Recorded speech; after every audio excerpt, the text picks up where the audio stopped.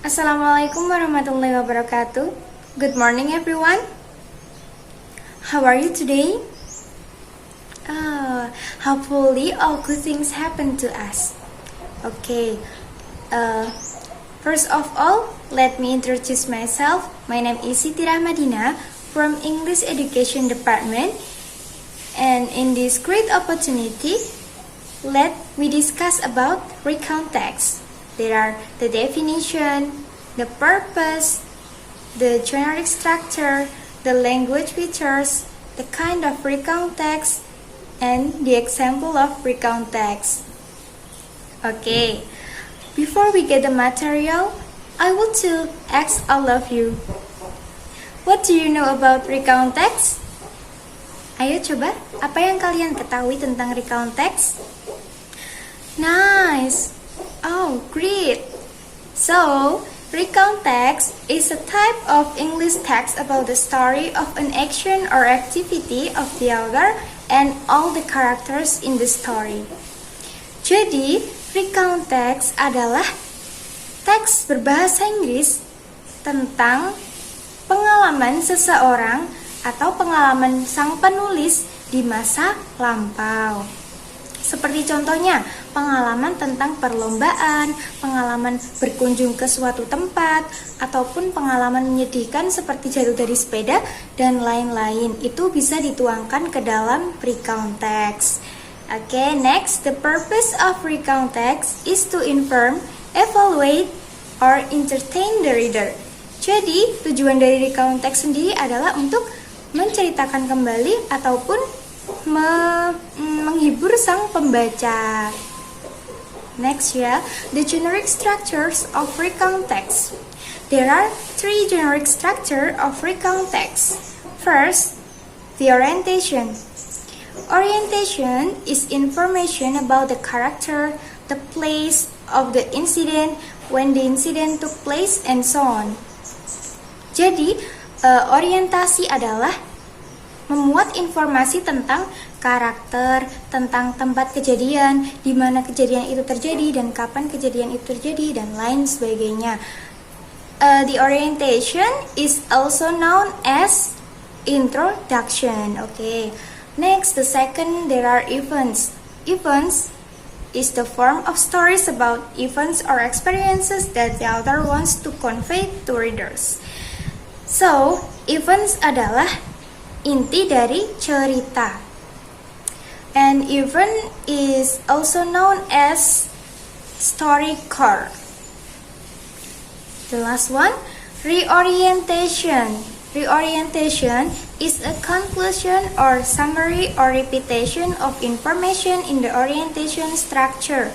So, orientasi adalah tentang kesimpulan cerita ataupun ending dari cerita tersebut, apakah endingnya menyedihkan atau menyenangkan, seperti misalnya kalian membuat cerita tentang perlombaan, pengalaman perlombaan.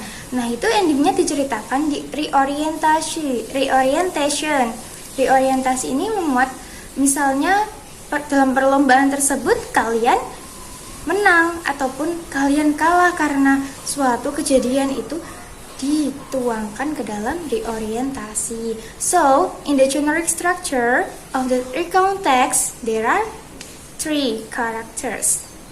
The first, orientation, is also known as introduction.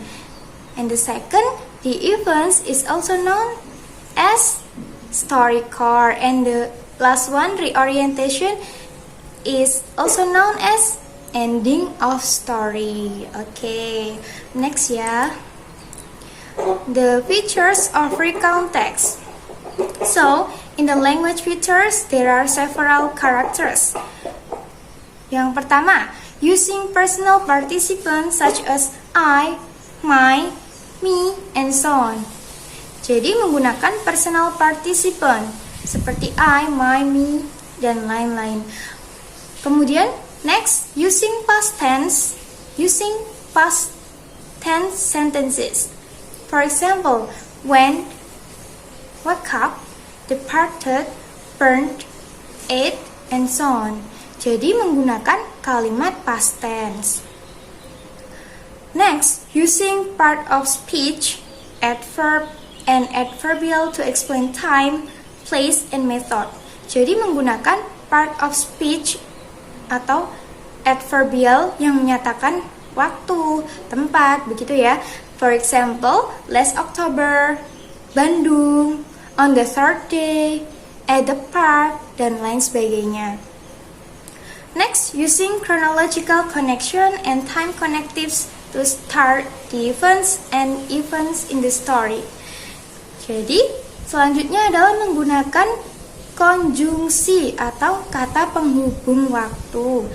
For example, first, then, before that, after that, dan lain-lain.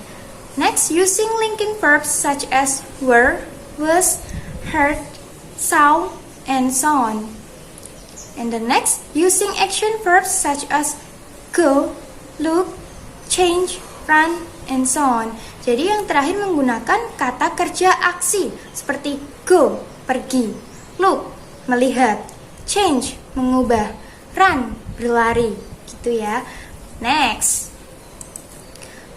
the kinds of recount text. The first, there are personal recounts, and then factual recounts, imaginative recounts, historical recount. So, mari kita bahas detailnya. The first, there are personal recount. Personal recount has a function to tell about the author's personal experiences. Personal recount is the most common type commonly used to write recount text. So, in the personal recount, menceritakan tentang pengalaman pribadi dari sang penulis. For example, this is my bad day on Sunday. I had a terrible day yesterday.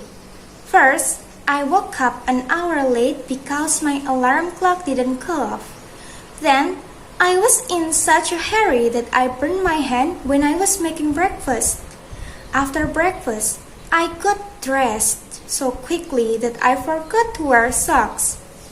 Next, I ran out of the house trying to get the 9:30 bus, but of course, I missed it. I want to take a taxi, but I didn't have enough money. Finally, I walked the 3 miles to my school only to discover that it was Sunday. I hope I never have a day as the one I had yesterday. So, di dalam cerita tadi yang telah saya bacakan, penulis menceritakan tentang pengalaman pribadinya. Pengalaman pribadinya yang terjadi yesterday, kemarin, berarti di masa lampau. And I had menggunakan linking verbs. Terus I woke up. I woke up menggunakan using past tense sentences. Kemudian ada lagi di sini chronological conjunctionnya.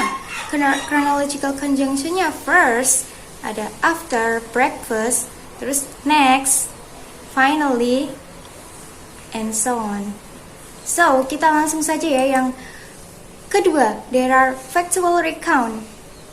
Factual recount has the function of presenting reports on events that occurred based on the facts. Jadi, di factual recount itu menceritakan ulang tentang kejadian yang benar-benar terjadi. For example, ada bacaan a man charged. A man has been sued in court for passing an older woman down a bus on Upper Thomson Road. Ong Kok Hoo, 25, is accused of injuring 76-year-old Hwang. Liliane Lee on bus service number 167 around 3 p.m. on 5 June. Ong is alleged to have passed the older woman onto her back, causing her to collapse onto the bus stairs. The incident was recorded and posted to YouTube in a 2-minute video.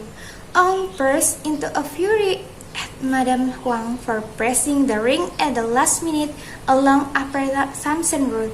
According to the video, during the resulting scream battle, Ong attempted to slap the woman before shoving her down the bus. Ong's lawyer, Eddie Ko, will present his case to this court. The issue will be revisited by the police in December. So, in the factual recount berisi tentang laporan suatu kejadian yang benar-benar fakta atau benar-benar nyata terjadi. Next, there are imaginative recount. Imaginative recount has a function to tell imaginative events. For example, a recount text that tells the author's experience in memorizing a scene he got from his dream. So, imaginative recount adalah teks yang menggambarkan tentang cerita dia yang ia peroleh, cerita sang penulis yang ia peroleh dari mimpinya. Misalnya, penulis mimpi ada di taman yang banyak sekali kupu-kupunya. Seperti bacaan di bawah ini, The Beautiful Butterfly. That morning, I was watering flowers in the garden beside the house. In the park, many butterflies fly. Seeing this, I wondered I had a beautiful pair of wings, so that I will look like a fairy on television and be able to fly here and there as I wish without feeling afraid of falling. So, di teks ini penulis menceritakan tentang mimpinya. Dia mempunyai sayap. Dia bisa terbang ke atas tanpa memiliki rasa takut. Itu bisa dituangkan ke dalam imaginative recount. Next ya. Next there are historical recount. In historical recount has a function to tell a history. An example, the proclamation of Indonesian independence. Jadi, di historical recount itu menceritakan tentang suatu cerita sejarah. Misalnya, kemerdekaan Indonesia. And the example, ada bacaan Indonesian Independence Proclamation. On Friday, 17 August 1945 at 10 a.m., the Proclamation of Indonesian Independence was read. The declaration signaled the launch of the Indonesian National Revolution political and military struggle against Dutch force and pro-Dutch citizens before the latter formally recognized Indonesian independence in 1949. Sukarno and Muhammad Hatta, who were declared president and vice president the next day, signed the agreement. So, in historical recount, tell a history di masa lampau, menceritakan tentang sejarah di masa lampau. So, in the conclusion of this material today is a recount text is a text that informs, evaluate, and entertain the reader that can be a retelling of factual or historical events that have never happened in a person. Recount text should also always be written in the past tense. Jadi, recount text adalah teks yang bertujuan untuk menceritakan ulang atau menghibur pembaca tentang faktual or historical events, tentang fakta atau pengalaman dari sang penulis ataupun historical events, sejarah gitu ya, dan ataupun yang tidak pernah terjadi seperti tadi yang imaginatif. And recount text should also always be written in the past tense. Jadi dalam recount text selalu ditulis menggunakan kalimat past tense. Okay, do you get it? Oh, so I think enough from my presentation today. Thanks for your attention. And sorry if I made a mistake in my presentation. Wassalamualaikum warahmatullahi wabarakatuh.